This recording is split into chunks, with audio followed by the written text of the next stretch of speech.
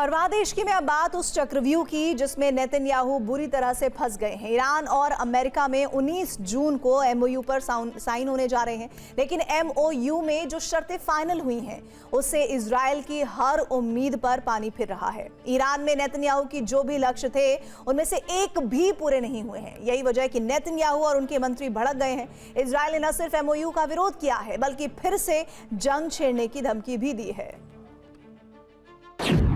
19 जून 2026। Iran और America दोनों पक्ष सहमत हैं। जिनेवा में एमओयू पर दस्तखत होने जा रहे हैं। समझौते के लिए वार्ता शुरू होने जा रही है। सवाल यही है कि जो एमओयू साइन होने जा रहे हैं, जो डील होने जा रही है, उनमें किसको फायदा हुआ है और किसे नुकसान, किसकी जीत हुई है और किसकी हार। एमओयू के प्रस्ताव से जुड़ी जो जानकारी सामने आई है उसके मुताबिक लेबनान समेत हर फ्रंट पर हमले रोके जाएंगे। अमेरिका ईरान के आंतरिक मामलों में हस्तक्षेप नहीं करेगा।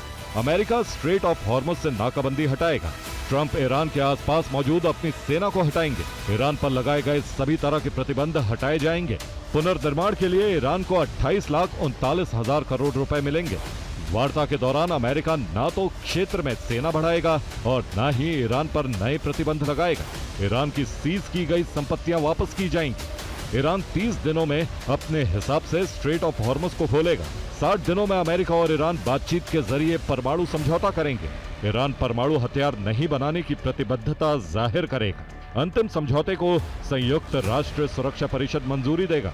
एमओयू का जो प्रस्ताव सामने आया है उससे साफ है कि ज्यादातर शर्तें ईरान की मानी गई हैं। स्ट्रेट ऑफ हॉर्मुज और यूरेनियम संवर्धन को लेकर भी ईरान की मांग को माना गया है। इजराइल और उनके प्रधानमंत्री नेतन्याहू के लिए यही सबसे बड़ा झटका है। ट्रंप के समझौते को ठुकराते हुए नेतन्याहू ने कहा है कि लेबनान पर अमेरिकी शर्तें मंजूर नहीं।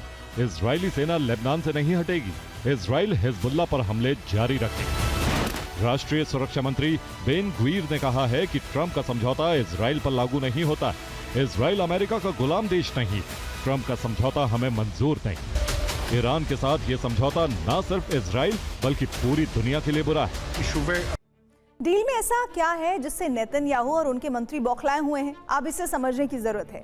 ईरान में नेतन्याहू के कई लक्ष्य थे। पहला लक्ष्य था ईरान में तख्ता पलट करना, जो नहीं हुआ। दूसरा लक्ष्य था ईरान में ऐसी सरकार बनवाना जो इजराइल का समर्थन करे। ये टारगेट भी पूरा नहीं हुआ।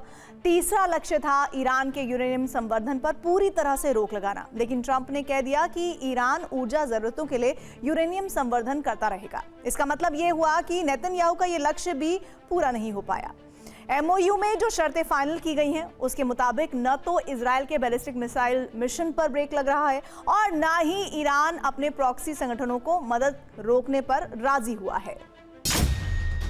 ईरान केवल गैर सैन्य उद्देश्यों के लिए ही संवर्धन कर सकता है। ट्रंप का यही बयान नेतन्याहू की चिंता बढ़ाने वाला है। इजराइल के लिए यह बड़ा झटका इसलिए है क्योंकि उसकी मांग थी कि ईरान यूरेनियम संवर्धन पूरी तरह से बंद करे, लेकिन अगर नया समझौता होता है तो ईरान यूरेनियम संवर्धन को कर पाएगा। 2015 में अमेरिका और ईरान में परमाणु समझौता हुआ था। इस समझौते का नाम था joint comprehensive plan of action यानी JCPOA। इस समझौते के तहत ईरान सिर्फ 3.67% तक ही यूरेनियम का संवर्धन कर सकता था। इसके बदले ओबामा प्रशासन ने ईरान पर लगे आर्थिक प्रतिबंध हटाए थे। अब 8 साल बाद ट्रंप फिर ईरान से उसी तरह की डील करने पर मजबूर हो गए हैं जो ओबामा ने की थी। अमेरिका ईरान को ऊर्जा जरूरतों के लिए यूरेनियम संवर्धन की अनुमति देने जा रहा है, यानी ईरान पहले की ही तरह 3.67% तक यूरेनियम का संवर्धन करता रहेगा। ईरानी मीडिया का दावा है कि समझौते के तहत स्ट्रेट ऑफ हॉर्मुज को ईरान और ओबामा मिलकर मैनेज करेंगे।